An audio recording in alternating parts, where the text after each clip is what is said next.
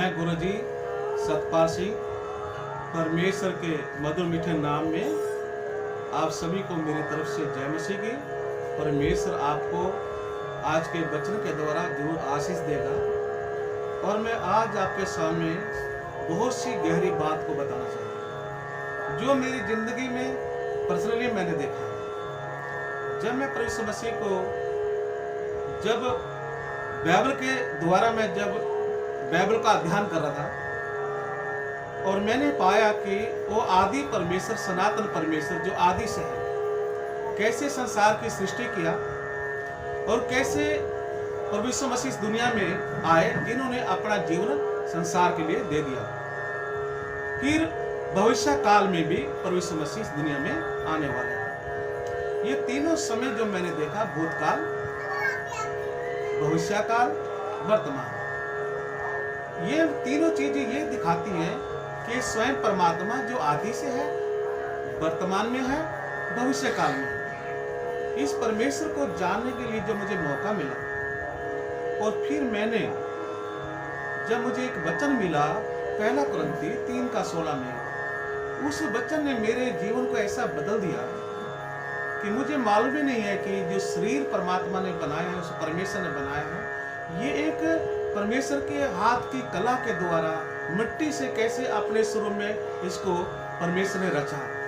और जब मुझे अपने आपे के बारे में समझ में आया कि ये परमेश्वर का मंदिर है, परमेश्वर की आत्मा इसमें निवास करता है। जैसे ग्रंथ में आया है, हिंदू ग्रंथ में, ध्यान मूलम गुरुर मूर्ति, पूजा मूलम गुरुर पादम, मंत्र मूलम गुरुर वाक्यम, मोक्ष मूलम गुरुर कृपा।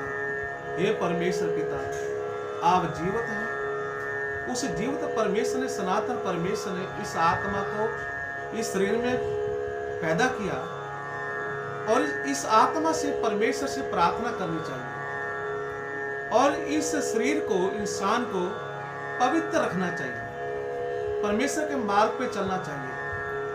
जब ये वचन हमें मिलते हैं कि मंत्र मूलम गुरुर वाक्यम, हे परमेश्वर पिता, तेरा वचन श्रेष्ठ है, इस वचन को मानने वाला मुक्ति को पा लेता है, शांति को प्राप्त होता है। फिर कहता है पूजा मूलम गुरुर पाद्यम, परमेश्वर के शरण में रहना, परमेश्वर की आज्ञा का पालन करना। मोक्ष मूलम गुरुर कृपा, प्रभु यीशु मसीह को गुरु धारण करने से, गुरु का वचन लेने से, प्रभु यीशु मसीह का आज्ञा का पालन करने से, यह सबसे श्रेष्ठ भक्ति है। दूसरा मैंने पाया कि जो परमेश्वर का वचन है, इंसान के जीवन में कोई संसार में आज तक मैंने नहीं देखा कि ये कह सके कि मैंने अपने आप ही यीशु मसीह को ढूंढा है और यीशु मसीह को प्राप्त किया।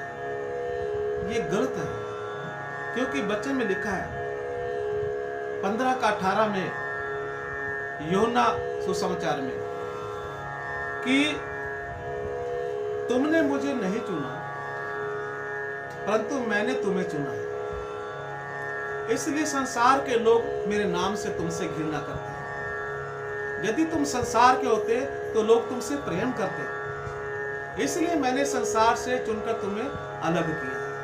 इस बात ने मुझे और ज्यादा परमेश्वर के नजदीक जाने के लिए और ज्यादा नजदीक पहुंच गया कि मैंने तो यीशु मसीह को कभी सपने में भी नहीं देखा, कभी मैंने उसका दर्शन नहीं किया, मगर वचन कहता है कि तुमने मुझे नहीं चुना, मैंने तुम्हें चुना है। तो इस प्रकार से आज प्रभु यीशु मसीह खोए हुए को ढूंढने आया है ताकि उनको विश्राम दे, उनकी मुक्ति करे। इस प्रकार से मैंने जब ये जीवन में अपने पाया है, इन वचनों के द्वारा बहुत सी गहरी बातें सीखने के लिए मिलती हैं। और यदि हम प्रकाशित वाक्य में पढ़ते हैं भविष्य काल में, वो कहता है आदि अंत मैं ही हूं और जो कोई मेरा नाम लेगा उसका उद्धार होगा, उसे धार्मिकता का मुकुट दिया जाएगा।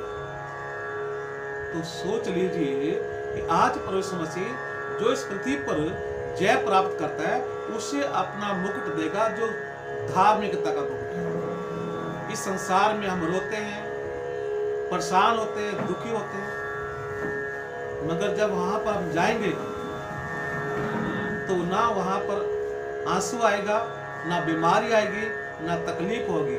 सनातन परमेश्वर की उपस्थिति में हम सब एक दिन रहेंगे। ऐसा सच्चा परमेश्वर को मानना, उसकी सेवा करना, ये बहुत ही सौभाग्य का बात है। ये हर व्यक्ति को नहीं मिलता है। मगर आज परमेश्वर मसीह हाथ पसारे कहता है, हे बोझ से दबे लोगों, मेरे पास आओ, अपना बोझ मुझे दे दो, मैं तुम्हारा बोझ हल्का करूंगा। आज भी प्रभु बुलाता है सबको कि वो आए, क्योंकि ये संसार अंत होने जा रहा है। और प्रभु चाहता है कि कोई मेरा बेटा बेटी ये ना कहे कि हम परमेश्वर के बारे में नहीं जानते। इसलिए हर सेवक को, हर एक विश्वासी जन को, हर एक व्यक्ति को वचन सुनाना बहुत जरूरी है। उसका प्रतिफल प्रभु हमें देगा। यही हमारी संपत्ति है, यही हमारे साथ जाएगी।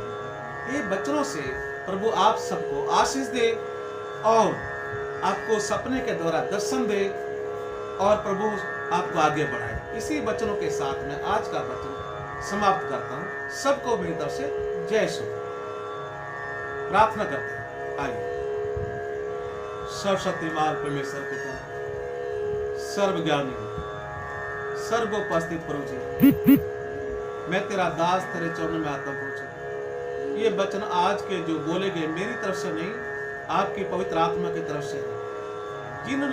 जो भी इन वचनों को सुनते हैं, तेरे दास दासी, तेरे बेटा बेटी अपना आशीष देना। बीमारी, कष्ट, रोग, समस्या तो सदा के लिए करना प्रभु जी, दूर करना, ताकि जब ये रात को सोते हैं इनको दर्शन दे। जब ये बाइबल पढ़ते हैं तो वचन इनसे बात करे प्रभु जी।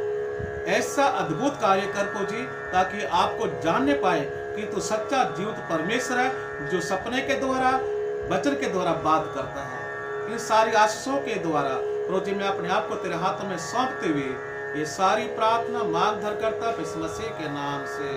धन्यवाद। शांति शांति शांति हो, चारों तरफ तेरी शांति हो। प्रेम हो प्रभु, प्रेम हो, हर हृदय में प्रेम हो। बोलो सदृशों के नाम में शांति शांति।